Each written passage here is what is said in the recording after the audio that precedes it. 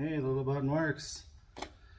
Alright, first I'm going to pre-cut a couple. We've got a couple tiles that need to be cut for along the border. And I don't want to get right into putting the quick set down and then I have to stop once this quick set is curing in the bucket and have to cut a couple. Just get yourself a little slider cutter, put your measurement on a little notch, run the cutter wheel,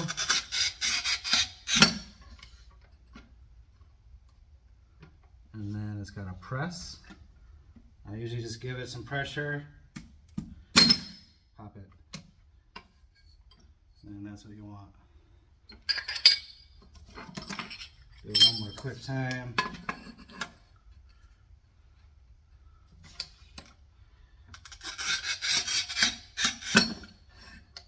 In the middle, pressure, pop, bam.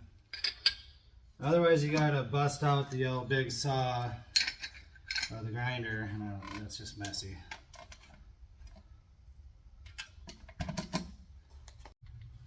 Alright, let's get into it. So I left it a little soupy. As you can see, we're dealing with less than ideal floor here. So I don't want it too thick and raise it up where I don't want it. So we'll just do a couple here. At least I don't have to worry about the carpet. Just get it on there, get a few on there, and then you'll trowel it out.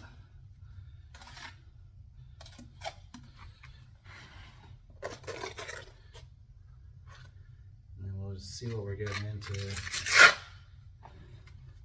Looking like we're gonna need some parts thicker than others.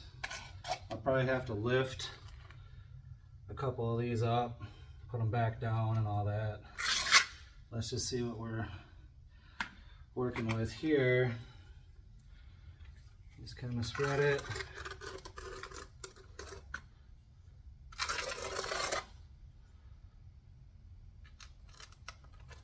And I sponge it up later.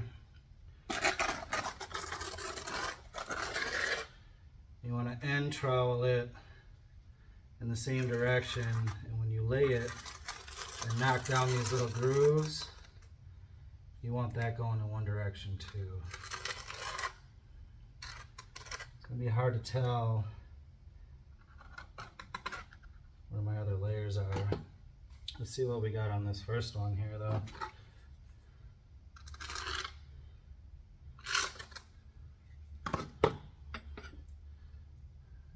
Usually I'll just finger a little gap here, because otherwise it'll push it up.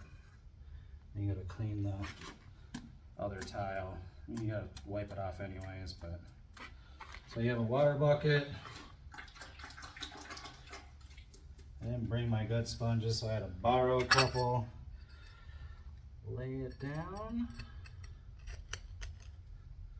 Yep, I'm gonna have to put a little bit more underneath there.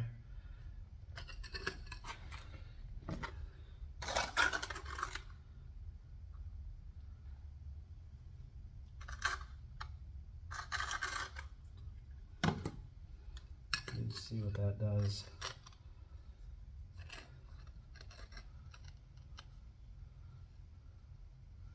That's pretty close. I just want to get this guy kind of flush. As we go along, we can raise on level and all that other stuff.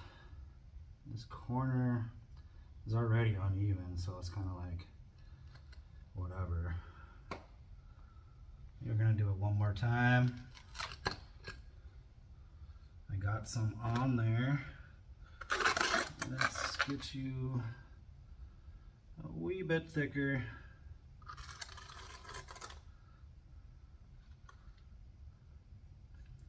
I want you a little thicker in the corner.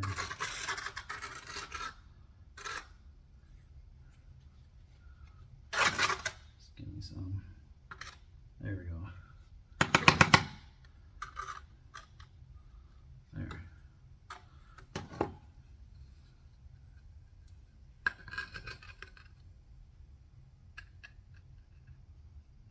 That should be good. Get my spacers in there and just keep on at it. That first one's just got to be set good. And then we just finagle them until they all get in there. And these have all different gaps. So we'll go with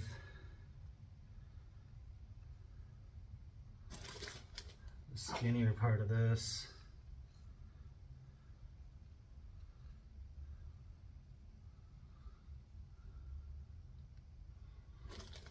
I don't even know if I'm going to put one in here. Just want to make sure it's somewhat square.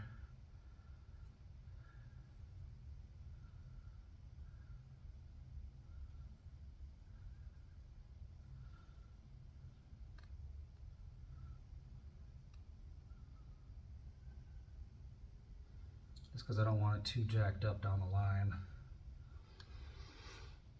All right, let's go up that way.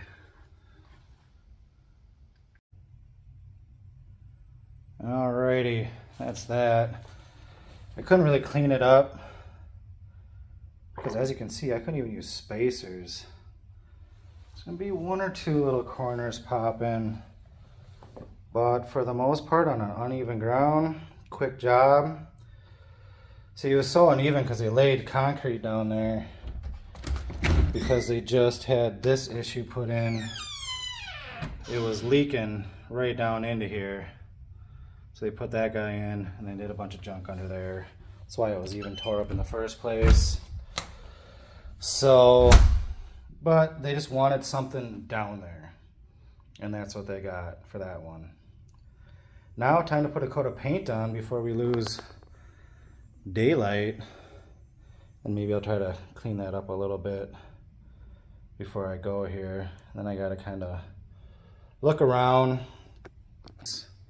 We got a little thing there that they might want bed out that was extra in the garage and whatnot. So now it's off to the room to paint while that dries. And then maybe while this dries for a minute, I'll check that out. As you can tell, it's a lot of juggling, a lot of back and forth. So we are going with cutting the ceiling, which totally sucks.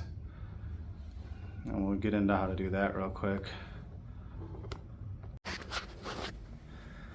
So I'm slapping a little primer up here just because the last couple paint jobs were a little sloppy, but one was an orange color. So there's orange popping through on the ceiling part and the wall. And even on this blue coat, they had a bunch of it on the ceiling, which doesn't look, it's negligible when the same color is on there. Like that. But once I put a different color on there, that's just gonna pop you right in the eyeball. So we're just covering that up quick.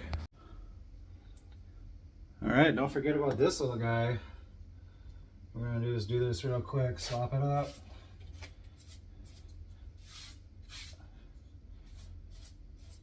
Let's get away from the corners and the edges.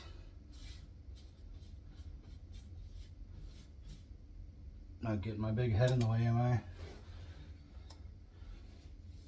This is just a primer, I'm not doing anything special.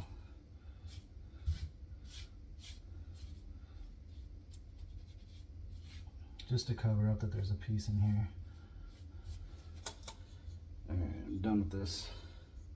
Okay, this carpet's leaving. I'm just dipping this sucker in there, I don't even care. Ain't got time for that.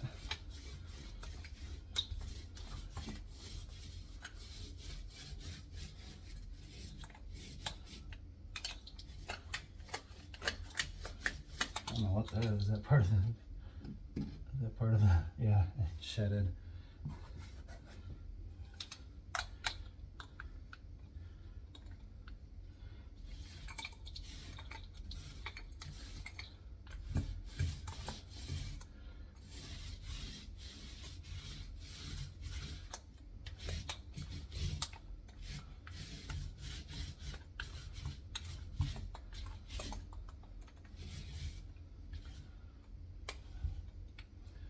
Alright, so I was gonna have to look kind of hard to tell that there was something there.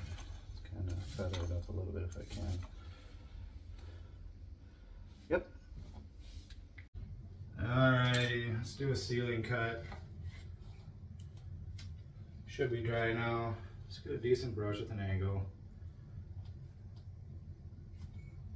You just dip it, give it some shaking.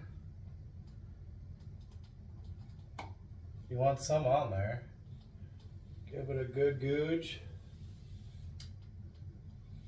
And then you take your last couple bristles and get up in there.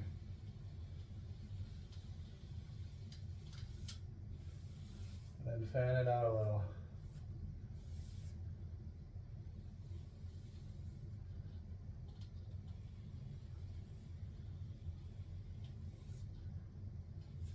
I'm not going to show you the corners because those are hard. I don't want to F it up. That's essentially what you got to do. This wall is nice because they did leave the gap between at the joint. So if it's a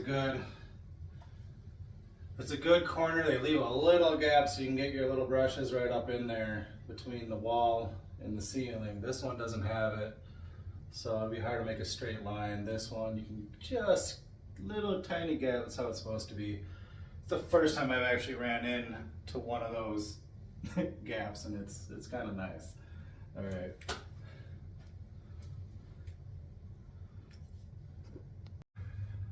All right, the hard part is done. Let's check it out. So, I guess my pointers are use the brush to cut the ceiling. You can use edgers for trim stuff. I even use it on that. As long as you tape in that saved me a ton of time. I hate cutting down on the floor. And I had to get up in there too. That was with the brush. That was quick though because there's a gap. And then you go around all these little things because when I use the roller now, it's gonna take like 10 minutes. I'm just gonna, it's just gonna go through. But yeah, that's the first cut, and that's the one that's got to be a little precise. So no more orange, no more blue, it's just right on the line. And I can just go crazy on it now. I don't got to worry about nothing. But yeah, edgers on the trims. I even use that edge piece. Where is it? As long as you tape good. If you saw how I typed in the other video, you use your knife and you go over it and you can tuck it a little bit. Just don't leave it for too many days. And you might even need to take the razor and give it a little, because that stuff's like glue, and you give it a little slice there or whatever, just to loosen it up so you're not ripping tape. Even that patchwork that I did there, it'll bleed through just because it's different. And so I already did that. I'll probably go over it again. All right, let's get to rolling.